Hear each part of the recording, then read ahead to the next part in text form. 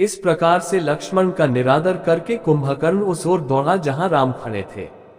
कुंभकर्ण को अपनी ओर आते देख वे उस पर रौद्र अस्त्रों से प्रहार करने लगे। जब इन अस्त्रों का उस पर कोई प्रभाव न पड़ा तो उन्होंने मयूर पंखों से सुसज्जित तीक्ष्ण बाण छोड़कर उसकी छाती फाड़ दी।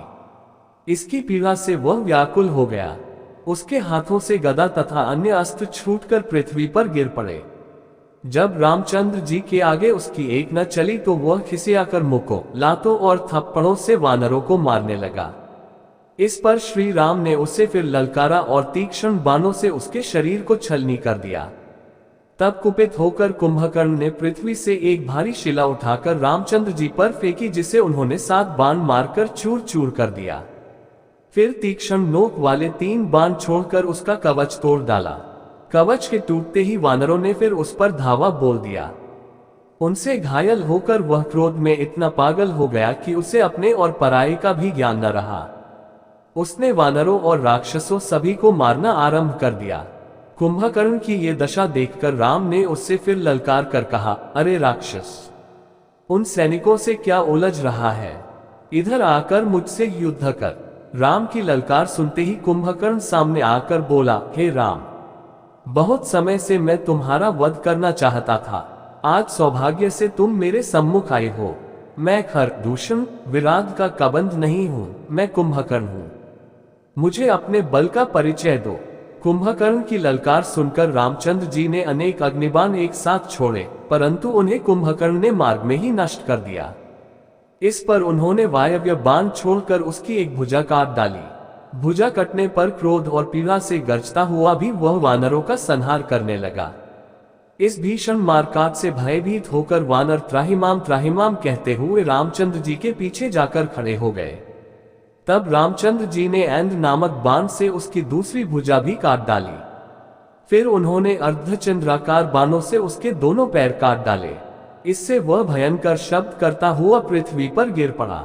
तब उन्होंने इंद्र द्वारा दिया हुआ सूर्य की किरण की भांति जाज्वल्यमान ब्रह्मदंड नामक बाण छोड़ा, जो कुंडलों से युक्त कुंभकर्ण के मस्तक को काटकर आकाश में उड़ा और फिर उसे पृथ्वी पर गिरा दिया।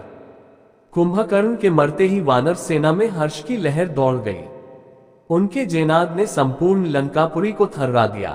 कुंभकर्ण के मरने के पश्चात राक्षसों ने रावण को जाकर दुखद संवाद सुनाया। कुंभकर्ण की मृत्यु का समाचार सुनकर रावण मूर्छित हो पृथ्वी पर गिर पड़ा। नरांतक, देवांतक, त्रिशिरा आदि राक्षस भी अपने चाचा की मृत्यु का समाचार सुनकर रोने लगे। जब रावण की मूर्छा भंग हुई तो वह विलाप करके रोने लगा, हाय, आज मैं भाई को खोकर बिल्कुल असहाय हो गया। जिस कुंभकर्ण के नाम से देव दानव तक थर्राते थे, वह वीर आज मनुष्य और वानरों के हाथों मारा गया। तुम्हारे बिना आज ये राज्य मेरे किस काम का? तुमने ठीक ही कहा था कि मैंने विभीषण की बात न मानकर भूल की थी। हाँ कुंभकर्ण, तुम मुझे अकेला क्यों छोड़ गए? बिना भाई के ये जीवन भी कोई जीवन है। मैं तुम्हारे बिना अब किसके भरोसे जीऊंगा? इस प्रकार विलाप करते हुए वह फिर मूर्छित हो गया। जब रावण को फिर सुधि आई तो त्रिशिरा ने उसे धैर्य बंधाते हुए कहा, पिताजी, चाचाजी के मरने का आप इतना शोक क्यों करते हैं? उन्होंने तो शत्रु के छक्के छुड़ाने के पश्चात ही वीर गति प्राप्त की है। अभी आपको निराश होने की क्या आवश्यकता है? आपके पास तो ब्रह्मा की दी हुई शक्ति है। उसी से आप सेना सहित राम का नाश कीजिए। हम सब भी आपके साथ चलेंगे। आप अभी शोकाकुल हैं, विश्राम कीजिए। हमें रणभूमि में जाने की अनुमति दीजिए।